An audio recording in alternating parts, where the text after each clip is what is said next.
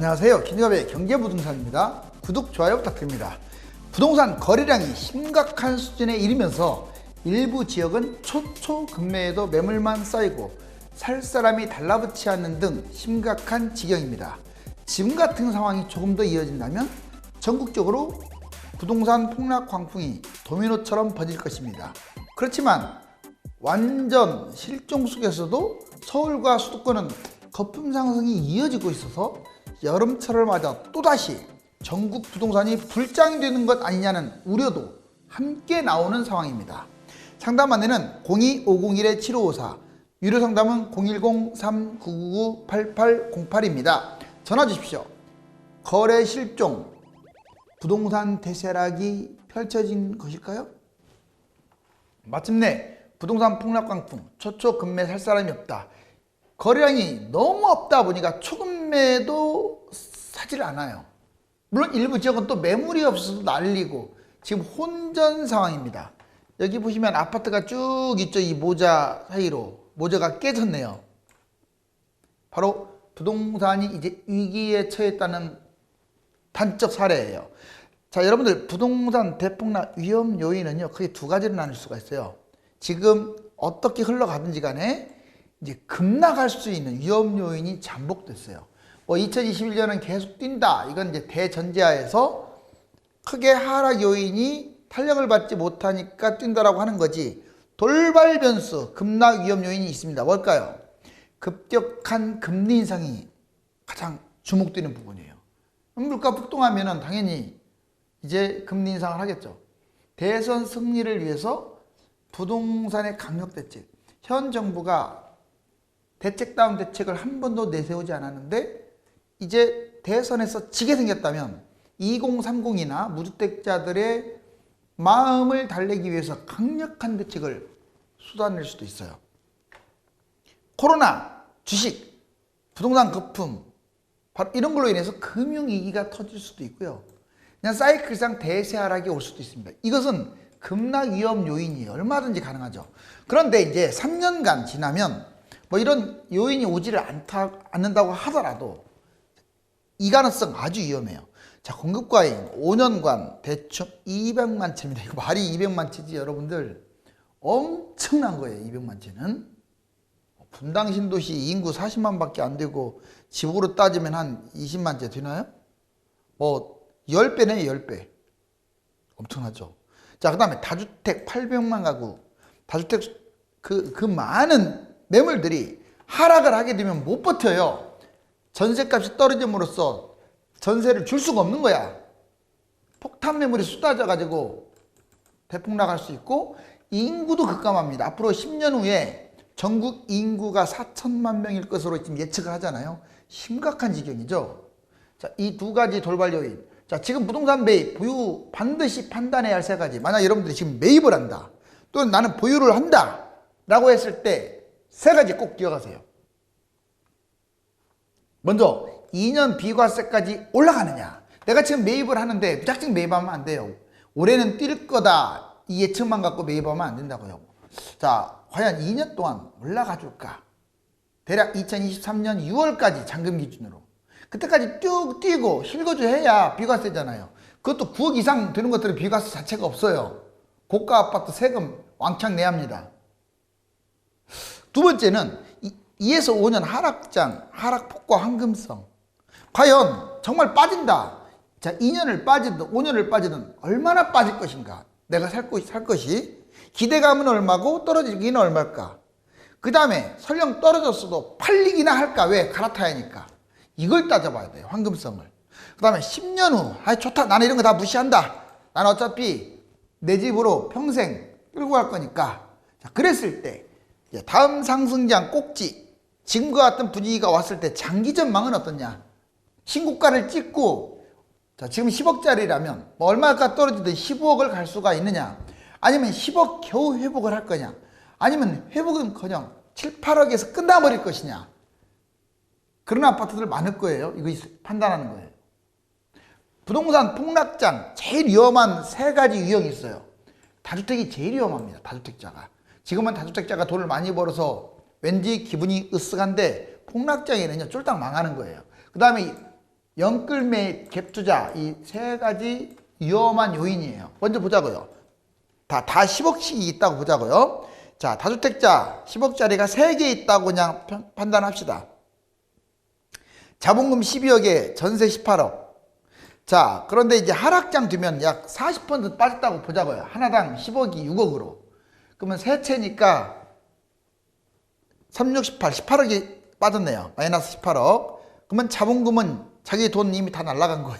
알았어요? 정말 무섭지 않나요? 자, 전세 18억. 자, 3, 4, 12. 그러니까 4억씩 빠졌을 때 셋째 빠지니까 12억이 날아가 버리니까 자본금이 0이 됐고, 전세 18억. 전세만 남은 거야. 만약 전세값 떨어질 거 아니에요. 집값 떨어지면. 그렇게 되니까 다주택자들이 하우스푸어가 되고 경매를 당하는 거예요. 여기 보세요. 자본탕진, 전세하락, 경제파탄.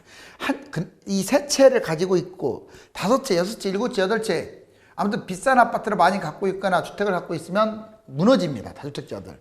그것도 판단하셔야 돼요. 자, 이번에는 빚투자 보자고요. 빚투자로 이제 영끌해 갖고 10억짜리 한 채를 잡았는데 자기 자본은 4억밖에 없으면서 대출 어떻게 해갖고 6억까지 끌어 당겼어요.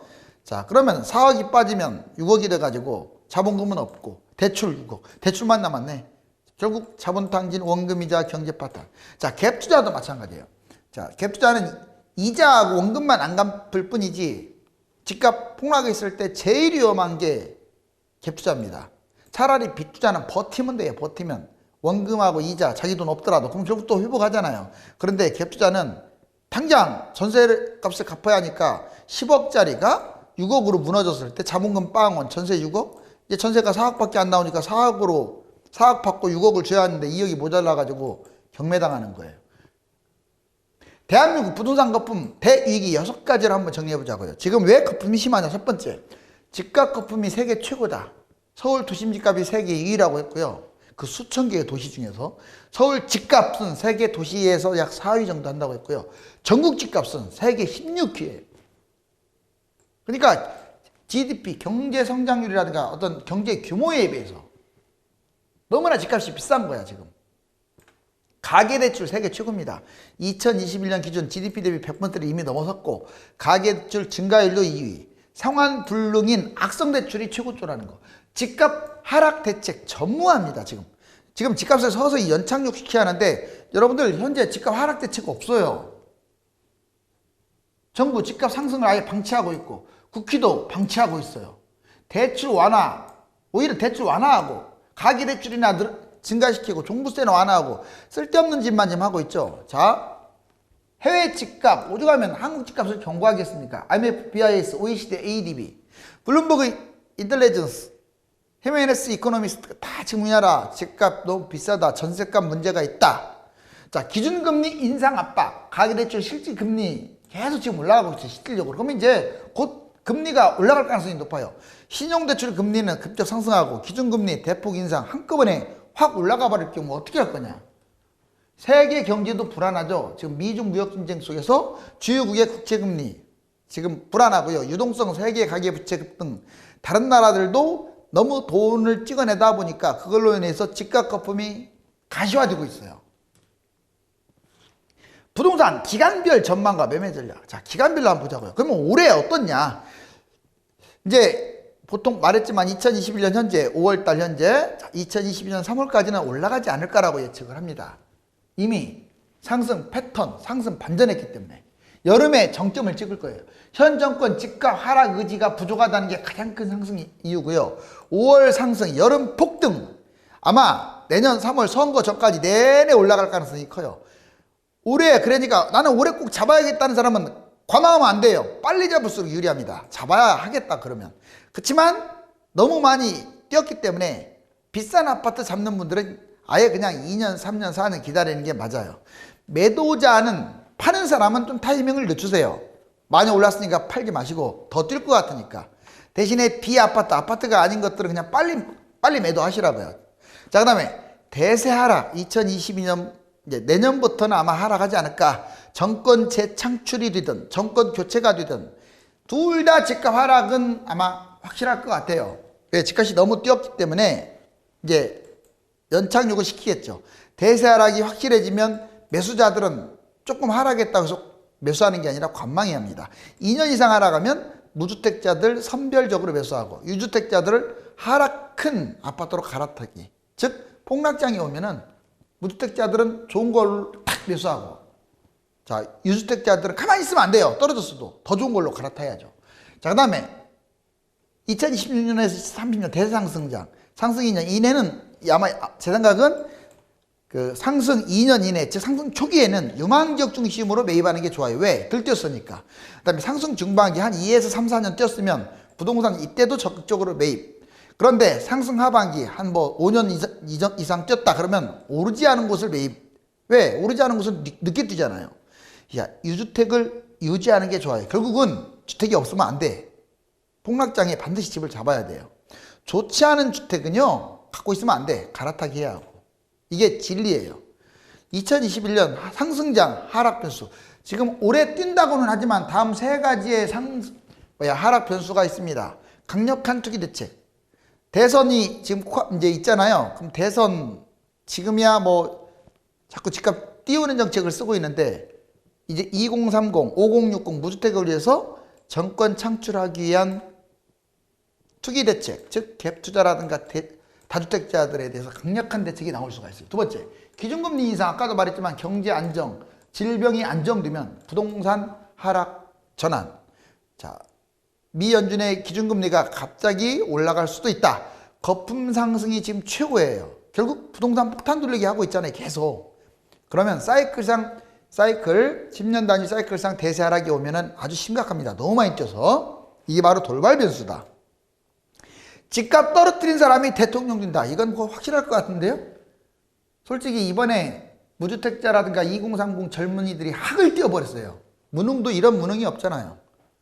결국은 여든 야든 대선 승리하려면 국민 여론을 딱 알아야 하는데 바로 이게 바로 집값을 하락시키는 사람이 대통령이 될 가능성이 있어요.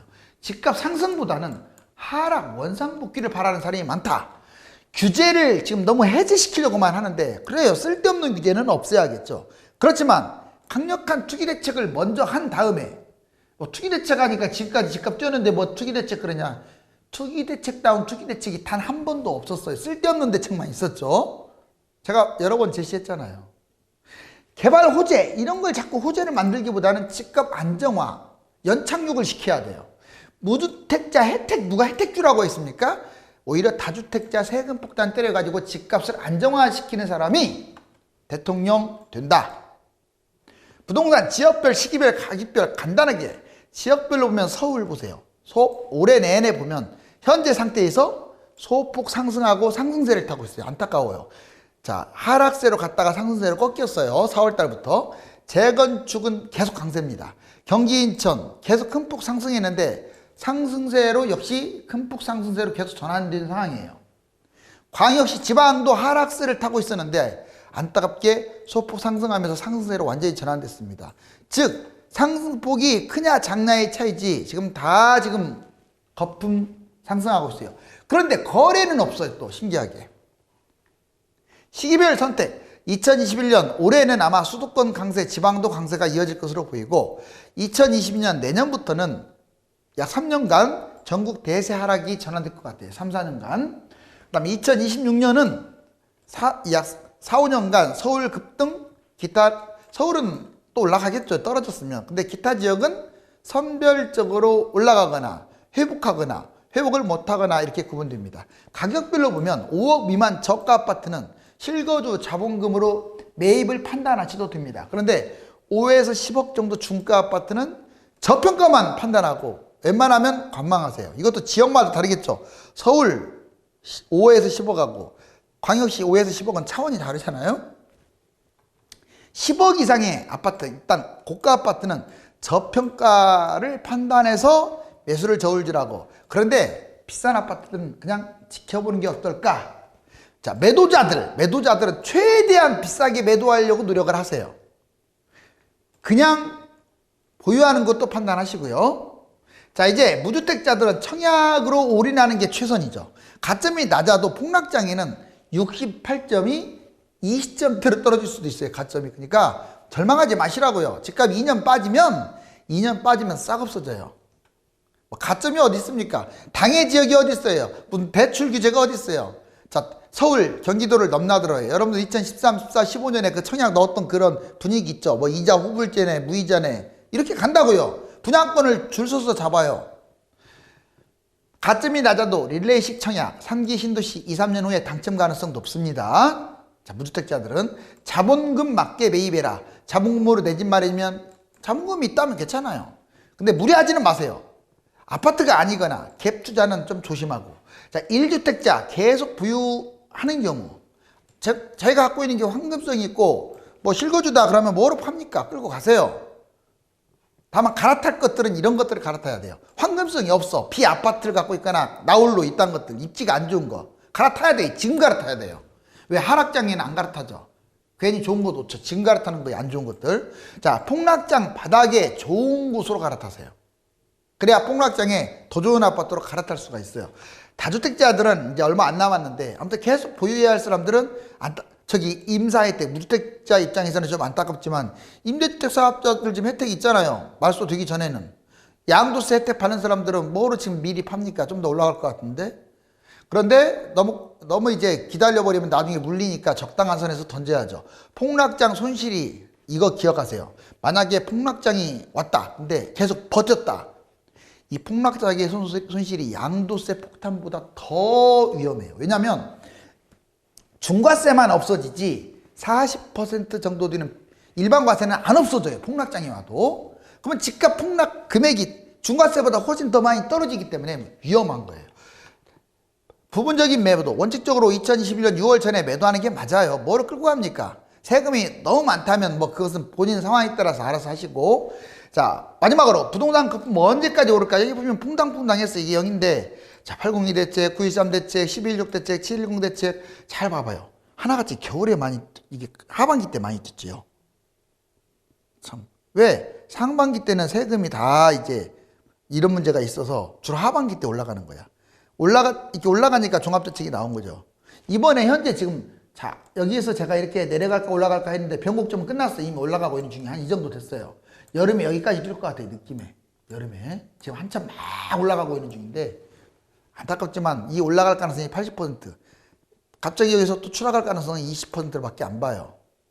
결국 여름 어느 시점에 또 종합대책 나오면 그때서부터 또 내려가겠죠. 근데 이제 이때는 진짜 위험할 것 같아요. 2022년에는. 왜? 일단은 대선이 있고 대통령도 바뀌고 하니까.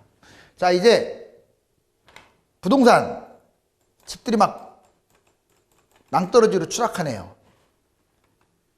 매주 집값 지표는 거품을 키우고 있지만 막상 사려는 사람이 적기 때문에 부동산 상승장이라고 표현하기에는 한계가 있습니다.